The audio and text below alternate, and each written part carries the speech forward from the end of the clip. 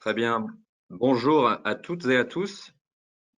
Je suis ravi de vous accueillir pour ce webinaire dédié à l'embauche d'un apprenti.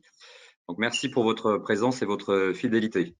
Pour animer ce webinaire, nous serons aujourd'hui trois. Je m'appelle Pierre Fallion, je suis le directeur général d'Adecco PME et je serai accompagné d'Alexandra Signe, ingénieure formation au sein d'Adecco Training, et de Renaud Damzin en charge du suivi de l'offre apprentissage.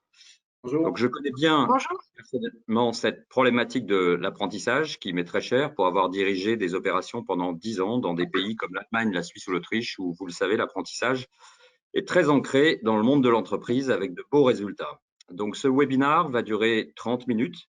Une première partie sera consacrée à la présentation des nouvelles modalités pour la rentrée, partie pendant laquelle vos micros seront normalement coupés, mais vous aurez la possibilité de poser des questions par écrit. Et une deuxième partie sera donc consacrée aux réponses à ces questions. Inutile de prendre des notes puisqu'à l'issue de ce webinaire, en fait, nous vous enverrons donc la présentation en format PDF ainsi que le replay de ce webinaire et une enquête de satisfaction qui vous donnera la possibilité d'être appelé si vous le souhaitez.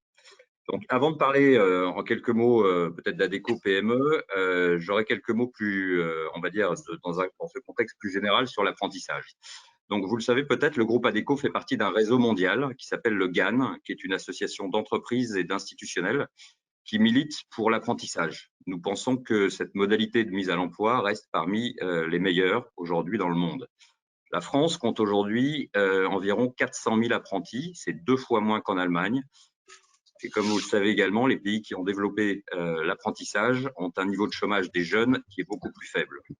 À titre d'information, en Allemagne, ce taux de chômage des jeunes, donc de 19 à 25 ans, est de l'ordre de 5%.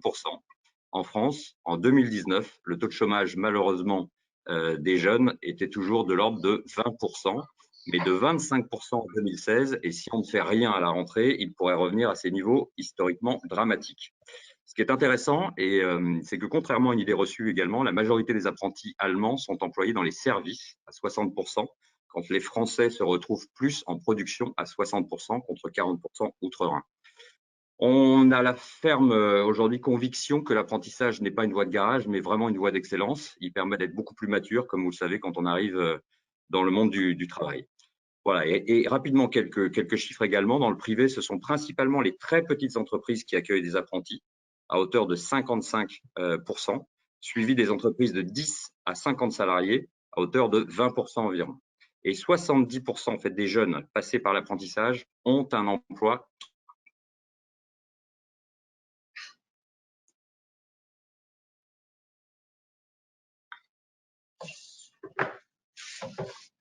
Une petite coupure de son. Un jeune sur deux travaille dans l'entreprise où il était apprenti. Voilà, avant de passer la parole à Renaud et rapidement, donc Adecco PME que je dirige au sein du groupe Adecco, c'est un réseau physique d'environ 200 chargés d'affaires présents sur tout le territoire national au sein de 65 villes en France. Et nous sommes dédiés exclusivement donc à des clients TPE, PME. Notre métier, c'est de vous offrir un accompagnement ressources humaines en proximité, un accompagnement sur mesure et des solutions emploi simples et fiables qui vont de l'intérim au recrutement permanent, CDI, CDD. Et bien sûr, pour ce faire, on s'appuie sur les équipes d'Adecco Training.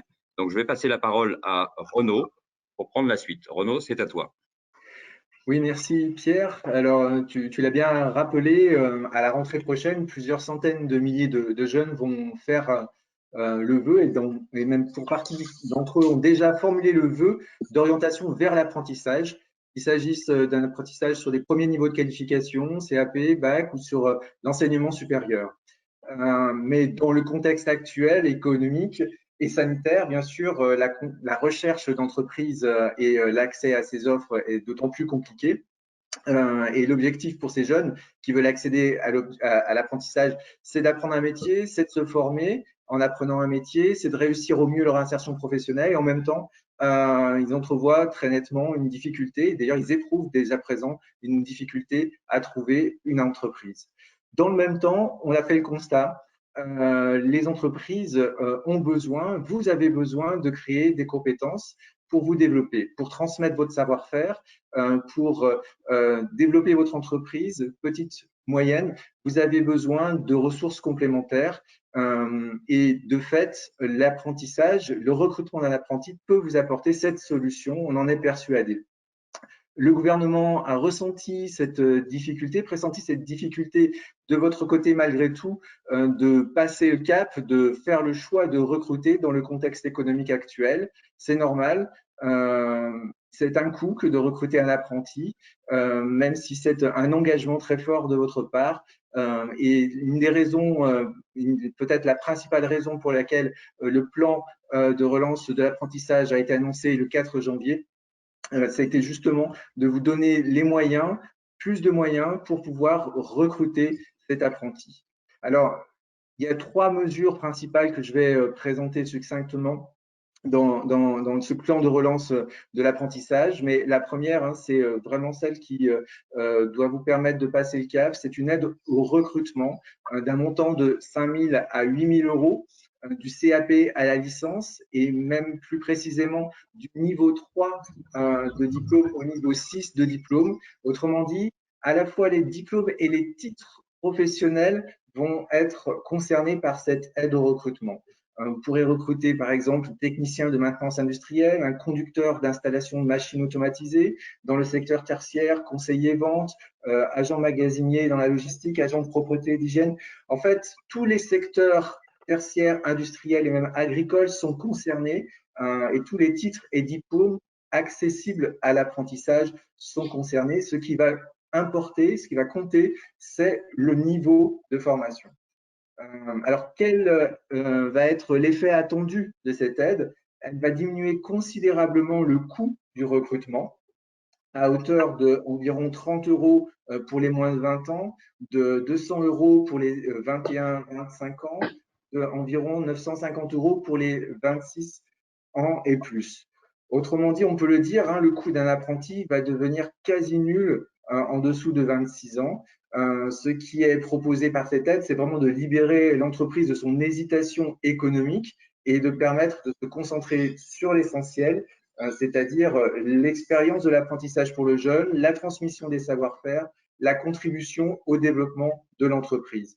Il faut ajouter que cette aide, elle est pour vous inconditionnelle, c'est-à-dire qu'elle ne va pas dépendre de votre nombre d'apprentis que vous avez déjà dans vos effectifs, ce qui va être le cas pour les entreprises de 250 salariés et plus.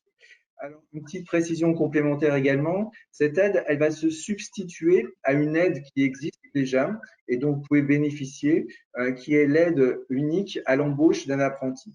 Cette aide, elle est aujourd'hui valable pour le recrutement d'un apprenti jusqu'au niveau bac.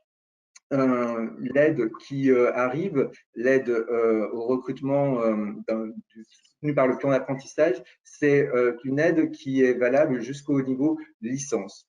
Autrement dit, par exemple, pour le recrutement d'un apprenti qui préparait un bac pro électronique technique, vous perceviez 4 125 euros la première année d'exécution du contrat. Cette aide, elle va passer à 8 000 euros. Elle va donc se substituer, la nouvelle aide va se substituer à la précédente. Mais si vous aviez, par exemple, dans vos effectifs, un apprenti en BTS commerce international, vous ne perceviez pas d'aide parce que c'était un contrat, enfin un niveau de diplôme supérieur au bac. Désormais, pour une première année d'exécution du contrat, vous allez pouvoir percevoir cette aide de 8 000 euros. Deuxième ensemble de mesures sont des mesures qui vont concerner l'apprenti plus particulièrement et son contexte d'apprentissage. L'apprenti, vous savez, enfin, je viens de l'évoquer, le candidat, en fait, risque de ne pas trouver d'entreprise dès son entrée, dès la rentrée de septembre. L'objectif du gouvernement était de les inciter malgré tout à s'inscrire en apprentissage, en tout cas en tant que candidat dans les CFA, et de pouvoir disposer d'un délai plus important qu'ils ne peuvent disposer aujourd'hui pour trouver une entreprise et signer un contrat. Ils disposeront en fait de 6 mois pour trouver une entreprise et signer un contrat. Et dans ce laps de temps de 6 mois, les CFA bénéficieront d'un financement pour l'investissement pédagogique qu'ils réaliseront. Et puis, dans le contexte sanitaire actuel, on le sait, il peut y avoir des cours qui vont être suivis à distance.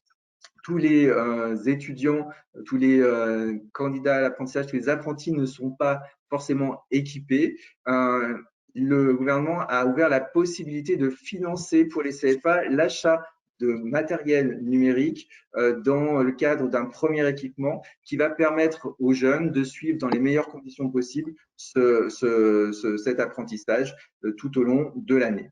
Donc voilà, 3 mesures importantes parce qu'elles doivent permettre à la fois de vous faire passer le cap, vous sécuriser dans votre intention de recruter, et puis également des mesures qui vont aider l'apprenti ou le candidat à l'apprentissage à s'inscrire et à suivre ses cours.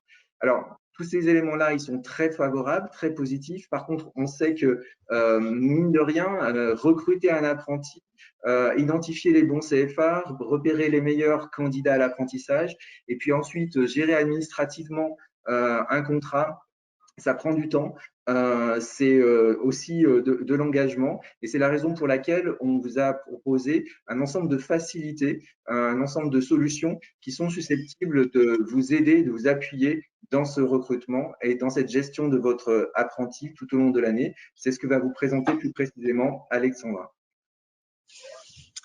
Tout à fait. Alors, bon, cette année est encore plus propice au recrutement d'apprentis, vous l'aurez compris, et nous souhaitons vous accompagner sur ces 3 points à la carte pour répondre à vos problématiques éventuelles. Le premier point serait de trouver la meilleure solution d'alternance et de financement. En effet, nous pouvons trouver avec vous cette solution en négociant avec les centres de formation pour apprentis pour une intégration réussie de ces apprentis, et nous recherchons toutes les solutions de financement possibles. En cas de besoin, nous vous proposons également des dispositifs alternatifs ou complémentaires qui vous permettent de préparer ou de pré-recruter ces apprentis. Cette solution, elle vous permettra de vous concentrer plutôt sur votre cœur d'activité, sur votre cœur de métier, en nous confiant votre souhait de recrutement.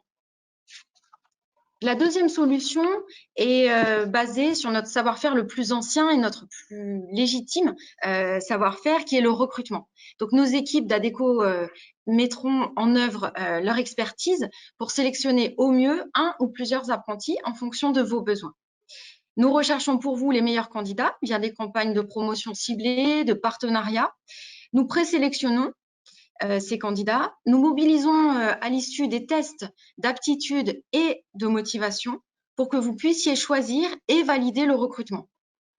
Cette sélection fine de candidats, vous l'aurez compris, elle est essentielle pour la réussite de cette embauche. Comme pour toute embauche, l'embauche d'un apprenti doit faire l'objet d'un recrutement poussé en fonction de vos besoins dans votre secteur d'activité. La troisième possibilité vous permet de nous laisser porter le contrat d'apprentissage de votre futur collaborateur. Si vous le souhaitez, nous embauchons le ou les apprentis qui sont mis à disposition dans votre entreprise.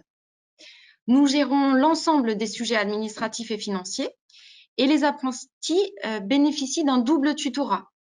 Un maître d'apprentissage dans notre agence, Adecco PME, et également un tuteur en entreprise dans votre structure.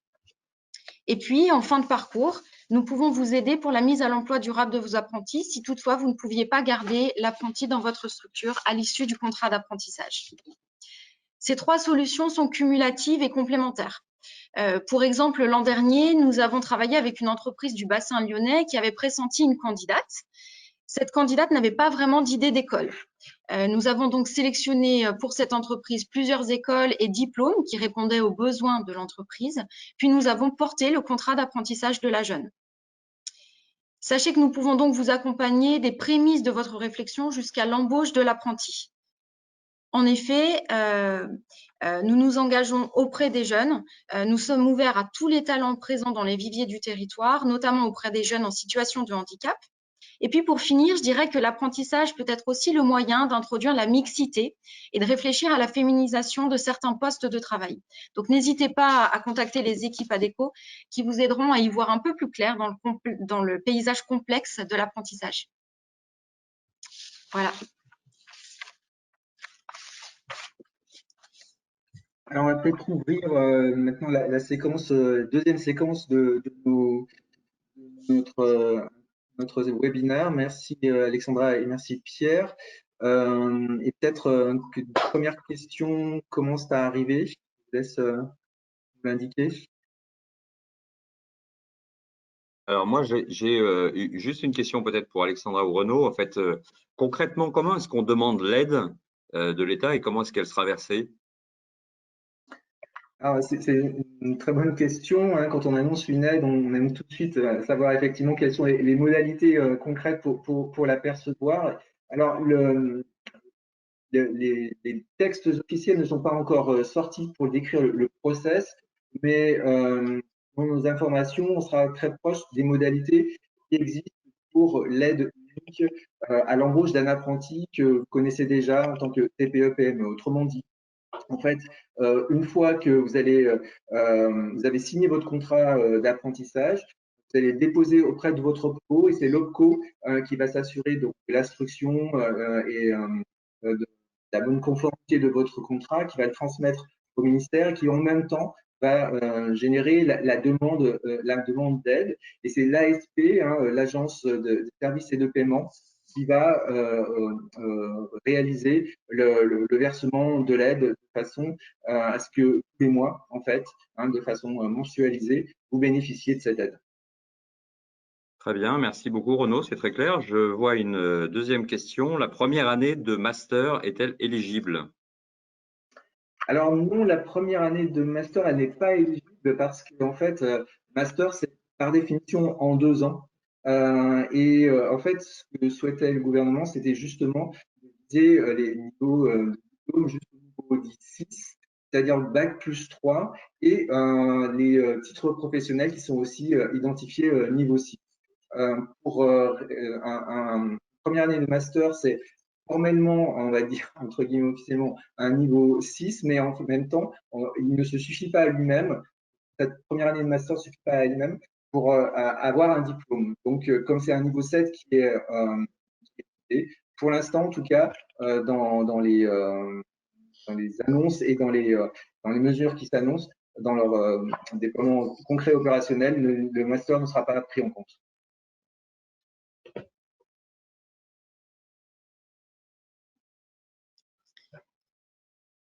D'autres questions peut-être? Oui, excuse-moi, j'ai eu un problème de connexion. Est-ce que tu m'entends, Renaud? Très bien. Et j'ai une troisième question d'un de nos participants qui nous demande s'il est prévu des aides pour les apprentis au-dessus de bac plus 3. Alors, il n'est pas prévu d'aide pour les apprentis au-dessus de bac plus 3 dans la mesure où au-dessus de bac plus 3 quand on est dans le cadre d'un diplôme, hein, c'est-à-dire un diplôme, bac plus 3, on a un master. Par contre, un titre professionnel, bac plus 3, bac plus 4, niveau 6, ça peut être effectivement intégré dans c'est éligible à l'aide. Un titre professionnel de niveau 6 est éligible à l'aide, effectivement. D'accord. On nous demande également, lorsque le contrat d'apprentissage concerne une durée de formation inférieure à 12 mois, l'aide au recrutement est-elle proratisée? Alors oui, en l'état de nos infos, ça va être exactement de la même façon que pour l'aide unique à l'embauche. On aura une proratisation effectivement au 12e. Tout à fait. Alors là, c'est plus un commentaire. Je vais demander à Alexandra et Renaud de réagir plus qu'une question. Le coût pour l'apprentissage n'est jamais nul pour l'entreprise, sauf pour celles qui ne forment pas. C'est tout le sujet. C'est une excellente remarque. Alexandra, je te laisse peut-être évoquer ces coûts cachés justement dans la gestion d'un apprenti.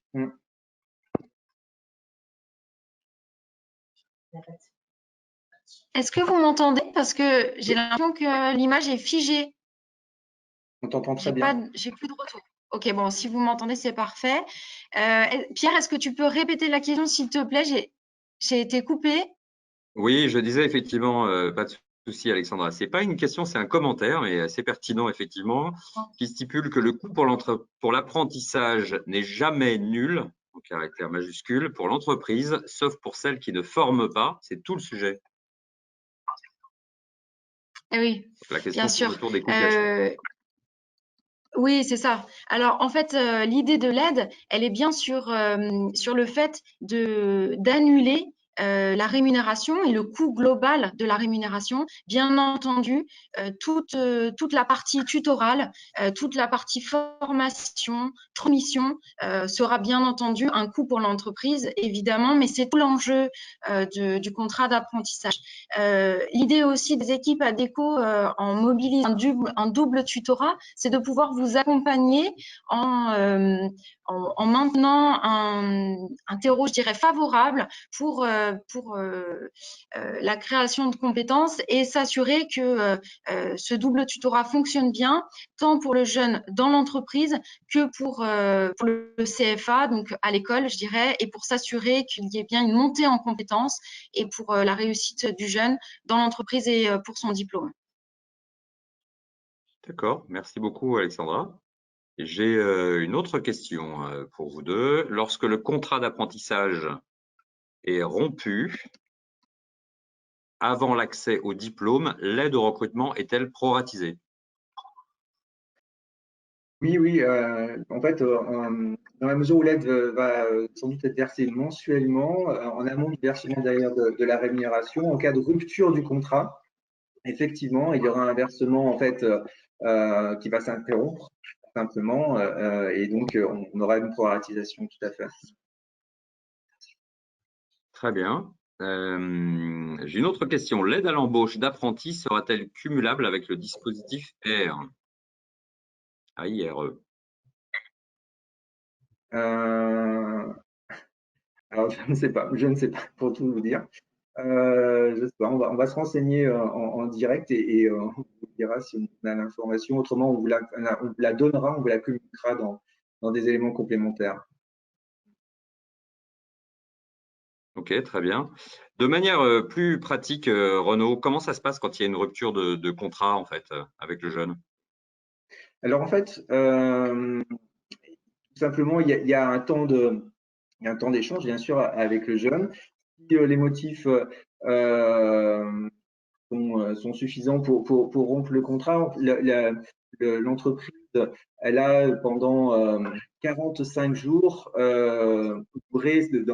d'activité de formation dans l'entreprise pour rompre ce contrat. Le jeune, lui aussi, dispose de délai aussi pour décider de rompre le contrat. Ça ne signifie pas ensuite que le jeune est, j'allais dire, abandonné, notamment le CFA, et si ça passe par le cadre d'ADECO, bien sûr, ADECO, entre guillemets, une responsabilité, on aura une attention particulière pour la suite du parcours du jeune pour qu'il ne soit pas mis en difficulté dans ses premiers pas dans l'insertion professionnelle. D'accord, merci beaucoup. J'ai une autre question qui me demande, cette aide est-elle valable pour les étudiants en master?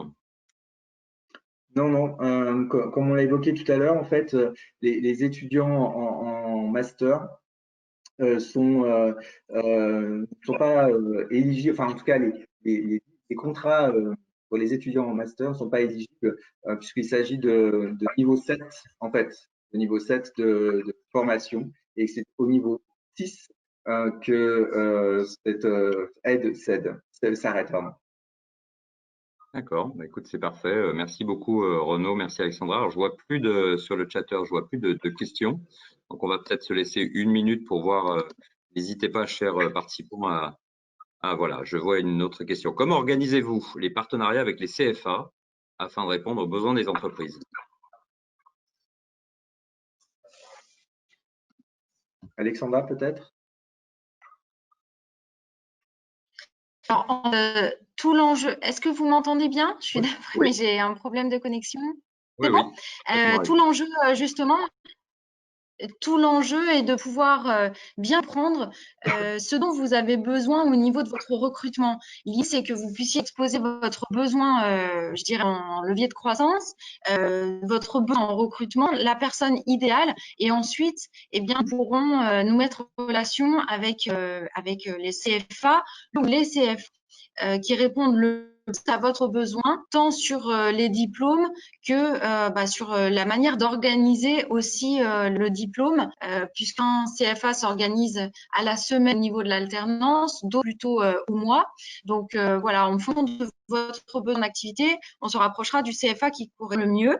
Et puis pour vous faire part aussi en toute transparence de nos partenariats CFA, nous sommes en partenariat très étroit avec les différents CFA pour au mieux aux besoins d'entreprise. Donc, on en connaît un certain nombre.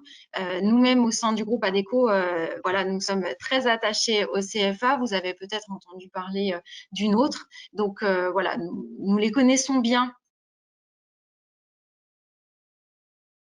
Oui. Peut-être juste pour compléter ce que tu évoques, en fait, le groupe ADECO a deux CFA. Le CFA Recruter Autrement, qui est un CFA dédié au métier de recrutement, qui est ouvert à des apprentis seraient recrutés dans des entreprises autres que ADECO, bien sûr. Et puis, un CFA qui s'appelle le CFA des chefs, qui est au métier de la cuisine en partenariat avec d'autres entreprises. Et l'objectif, c'est de pouvoir former sur le métier de cuisinier notamment. Et puis peut-être pour préciser, ça fait plusieurs années maintenant que le groupe ADECO développe une expertise forte dans l'alternance, avec près de 20 000 contrats d'alternance signés, conclus ces 4 dernières années.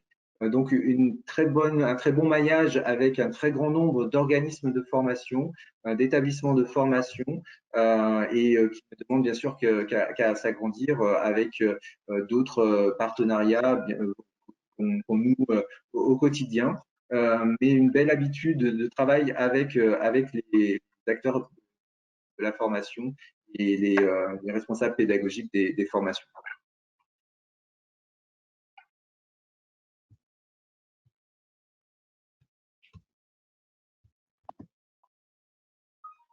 D'autres questions peut-être ou pas? Oui, Renaud, pardonnez-moi, j'ai une interruption de connexion. Les aides prévues en deuxième et troisième année d'un contrat sont-elles maintenues ou entrent-elles dans les 8 000 €?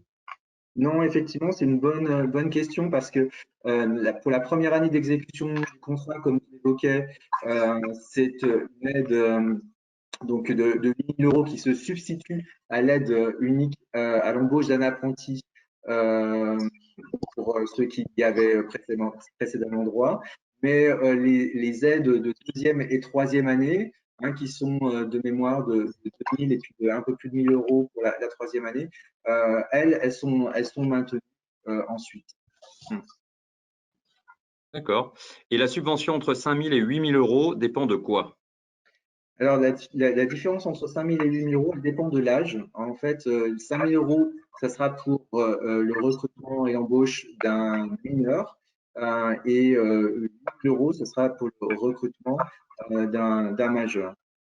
Ce qui d'ailleurs va permettre de mettre sur un même niveau très réduit le recrutement d'un mineur et le recrutement d'un majeur jusqu'à 20 ans. On est sur quelques dizaines d'euros à chaque fois également, avec bien sûr cette précision qui a été apportée par un internaute là tout à l'heure, tout à fait juste, c'est-à-dire que c'est pas simplement ce coût-là qu'il faut considérer, c'est bien sûr aussi les coûts de gestion d'un apprenti, de tutorat, d'accompagnement, de gestion du contrat, etc. Mais on a un coût ramené qui reste très bas par rapport au coût initial, grâce à cette aide. Merci Renaud. Un de nos participants nous demande comment savoir si je cotise à l'OPCO. Je ne sais pas si j'ai un OPCO, donc à qui dois-je m'adresser? Alors, tout dépend un peu de votre secteur d'activité. Vous pouvez vous adresser. Alors, il y a différentes façons. D'abord, vous pouvez vous adresser à nous. Très concrètement, on pourra vous aiguiller en fonction de votre secteur d'activité, vous indiquer quel est le co qui correspond à votre activité. Vous pouvez aussi vous adresser à la directe, bien sûr, pour poser cette question. Les entreprises, généralement, sont donc adhérentes sont adhérentes à une convention collective et les branches professionnelles affiliées à un OPCO. Il y a deux aujourd'hui donc regroupés qui regroupent l'ensemble des branches professionnelles concernées. n'hésitez pas à nous contacter. Très On vous bien. donnera Alors, des bons l'idée, effectivement, Renaud, parce que je vois que les questions fusent. Il nous reste malheureusement 2 minutes, donc je vais vous demander, Renaud et Alexandra, de faire des réponses.